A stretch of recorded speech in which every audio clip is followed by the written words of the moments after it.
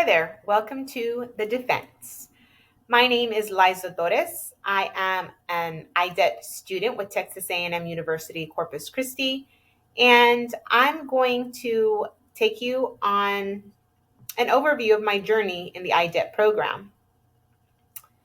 Now, what I did for my practicum internship experience was work with the Better Way Center, which is a local bariatric surgery office.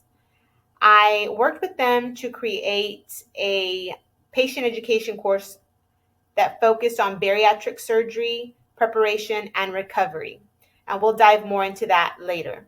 But first, I want to give you an overview of how my journey started and where we are now with it.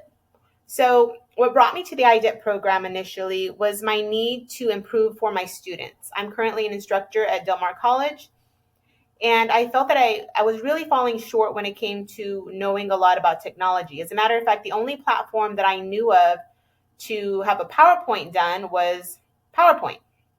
I was not aware that Google had a capability of making websites, slides, had no idea, didn't know how to use Google Docs or Google Folders. I didn't know how to use Adobe. I didn't know anything about Canva. So I was really lacking in that department. And I felt that if I dove into the instructional design program, that I would learn a lot more and I could be more of an asset to my students. So that's one of the things that brought me here. So during my time here, I've nearly mastered Canva. I don't want to toot my own horn, but I feel like I do pretty well in Canva. I feel like there's always room for improvement, but I've learned a lot. It's my favorite thing in the world. I love Canva. I've learned more on Adobe. I've learned different platforms for quizzes, whereas before I just did Kahoot. I've learned about so many more. Um, I've learned about different instructional design models. I've learned about different multimedia platforms, which has been great. And my personal goals and future direction as an instructional designer is really just to create more learning tools for my students online, as well as possibly dive into some side work that I can do for maybe other corporations. So I'm excited to see where it will take me. So I want to take you on a my client project overview. Um, my client was Ashley Halcomb. She is a nutritionist with the Better Way Center, and she just so happened to be my nutritionist. So walking in to the doors of the Better Way Center, I was not completely clueless, but for the most part, I didn't know what to expect. So what they did was take me on a journey. It was a few months before I was prepared for surgery, but they slowly took me through a 3-month preparation journey to learn more about nutrition, what's important, and really teach me some of the things that I really didn't realize I was clueless about.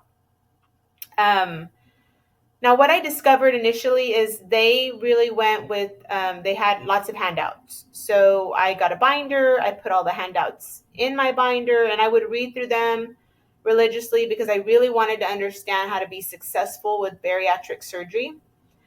Um, I went through the problem that I discovered. And this, I didn't discover this until I was actually in the room with some of my fellow surgery candidates. The problem was that a lot of these patients didn't read the material. So while they were present in the actual room with Ashley when she was going over things with them, they weren't really absorbing what she was telling them. Telling them that protein is the focus, um, sharing with them that they need to avoid things like avocados on the pre-op diet. We have to make sure we only have 3 to 4 ounces of meat in the evening with a cup of vegetables. So really key parts of what was discussed was forgotten by a lot of these patients. And a lot of these patients didn't seem to have read any of the material. So that's when my little light bulb went off in my head. And I thought, this is a problem. Maybe if there was more of an interactive element, patients might be more willing to learn. If it's fun, people usually will, people will do it if it's fun. Um, so the tools I used to create this course Primarily was Canva, and I'll tell you why. It's because I find Canva to be very user friendly. It can be shared easily. Once I am, my hands are off of this project, patients will be able to access the project very easily. And that's what I wanted. I needed ease of access. Unfortunately, I don't have any more of the platforms that we engaged in at the beginning of the year. They were a little too pricey, and I felt like Canva was just more cost effective and easier to use. So I went with Canva. I utilized Quizzes, which is the site that I use for the quiz. I utilized Canva's QR code and their narration capability. Um, I really don't like to hear myself talk, so I didn't want to use my own voice, and I really like the narration. So that was another little professional element that I felt was nice to add to it.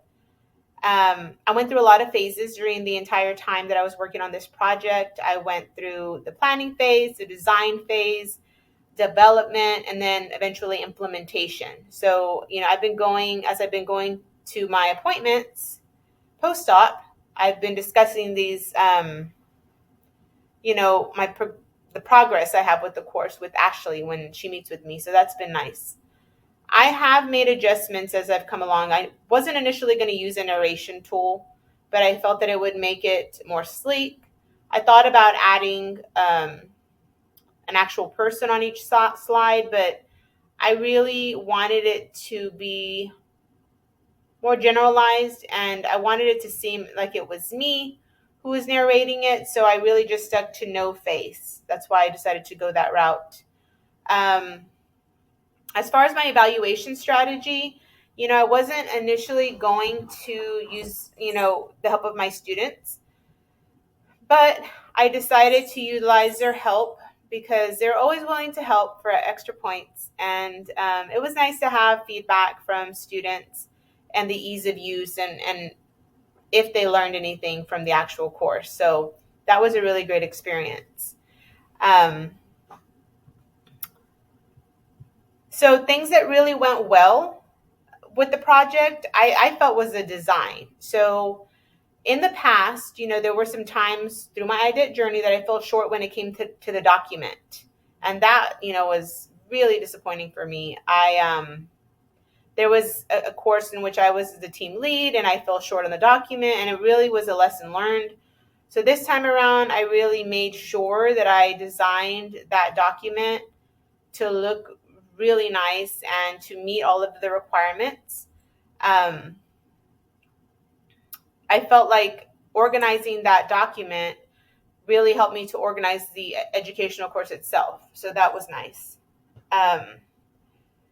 If I could do something differently next time, it probably would be if I had access to a different platform that maybe had a little bit more tools that were interactive, that would be great. I found that with Canva, the only downfall is that there's a lot of apps that you have to add in order to use some of the interactive elements. And sometimes you have to pay extra, things like that. So maybe that's something I would change. I feel like this entire project really helped me to prepare for future work because I wanted to get out of my comfort zone. Through this IDET program, I've really sort of grasped what I know, which is, dental. And I came in here with, I want to do more for my actual profession. But I felt like I really needed to go into an uncomfortable place to really dive into this practicum internship. I needed to do something that was out of my comfort zone, something that something that was different. And so I felt that doing that and taking on this challenge really helped me to prepare because it's diverse situations that I want to prepare myself for. I don't want to stay in the box of teeth. I want to go out and I want to be able to do different things. So that's my evaluation, I guess my self-evaluation. Now I'm going to actually showcase my portfolio to you. So I'm going to share my screen. And so let's come right here. So this right here, I'm going to go home because it's a live document. So I was really happy with the way I put my portfolio together. I felt like it was organized the way I like it. It really is me. I felt like it exudes me. The colors, I was able to put my guiding principles. I wanted to stay fun, but I also wanted to have my personality included in this. The entire portfolio really it highlights different artifacts that I had through different courses. So when we go right over here to the more section, there's a get to know me, there's feature projects, and then there's artifacts. So when you go to artifacts, you can see the different courses and the different projects that I worked on as I went through the courses. So I've learned so many different things through the different courses that I've taken. It all just came together like a puzzle. So I really enjoyed that. Of course, I've got my get to know me section.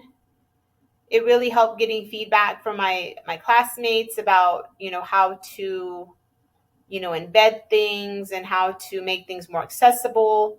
I really learned a lot from talking to my colleagues, I guess, or my classmates.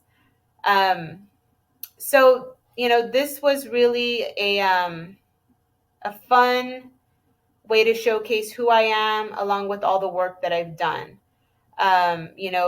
My program of study, my curriculum vitae, everything is available on here on my portfolio site. So any client who's looking to get to know me is going to know a little bit of everything, I guess you could say. So if you click on the different links, you're going to see where, I put different types of work in. So when we come over here, let's see, my practicum internship, you can see I have my proposal documents and my journal. This was my management site. I also included some of the things that I worked on the actual site and in the document as well. But generally, the actual course is here. And, I really enjoyed putting it together. So I put my course creator profile, and then we go on, of course, with the narration. It tells you a little bit about what we're about to learn and so on and so forth. Something I did learn about this, initially my idea was to just roll it all into one course, like everything. We're talking about pre-op and post-op.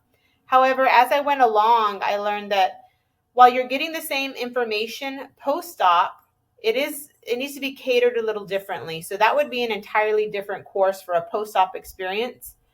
But the course that I created is targeted towards the entire experience, if that makes sense. So that's one thing I did learn about that.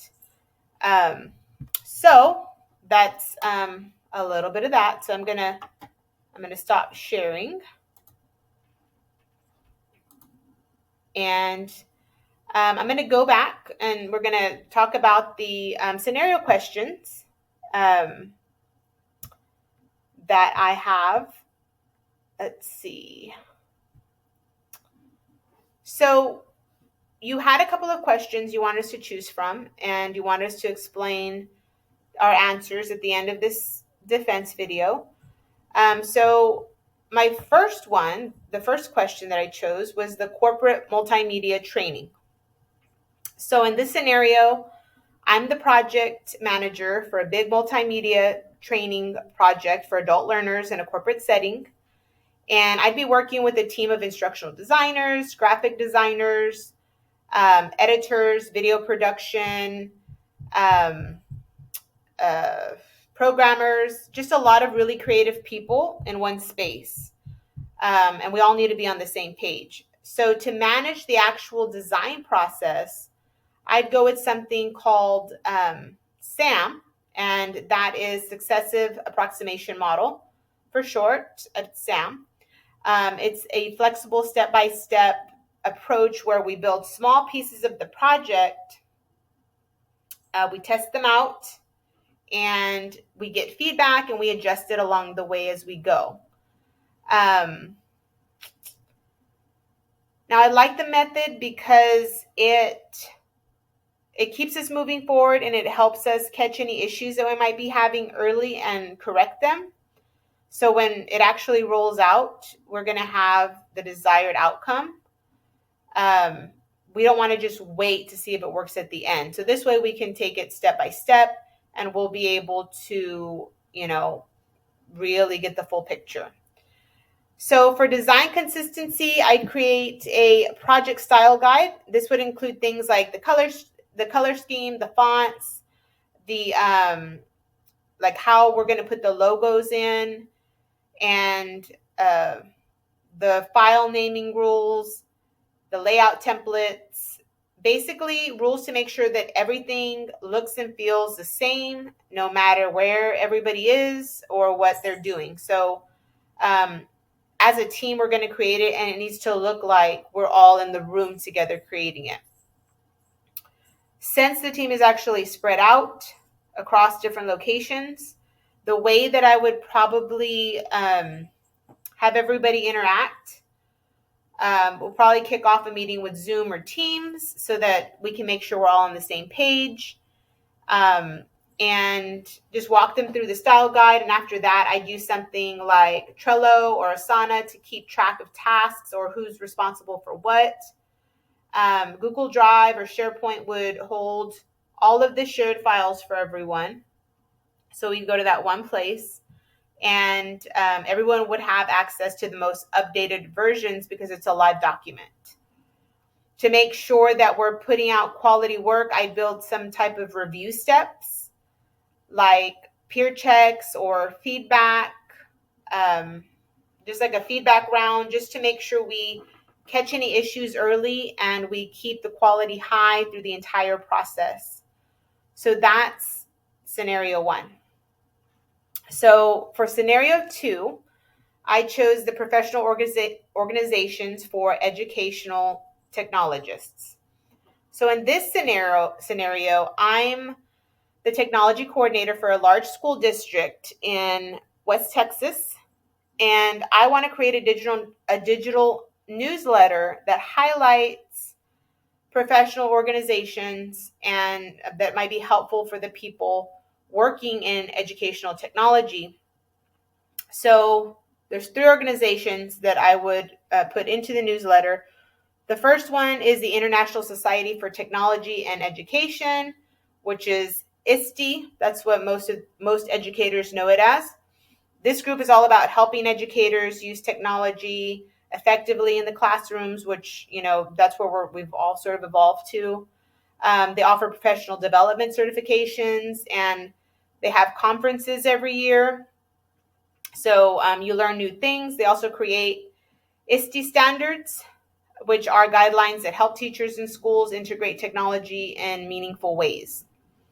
The second one would be the Association for Educational Communications and Technology, AECT.